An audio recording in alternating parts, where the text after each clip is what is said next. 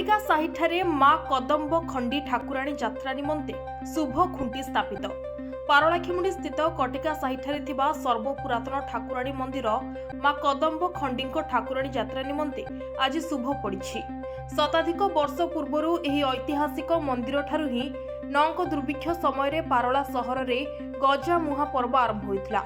पूर्वर प्रत्येक 5 वर्ष व्यवधान रे एही यात्रा होइतिला, किंतु दीर्घ वर्ष व्यवधान परे चलित वर्ष मे मासरे 6 तारिखरु एक सप्ताह धरी मां को ठाकुराणी यात्रा पालन हेबो, जहार शुभ खुंटी आज स्थानीय कविचंद्र साही बा कटिका साहिठारे स्थापित होई आनुष्ठानिक भावे पूजा कार्य आरंभ होइछि।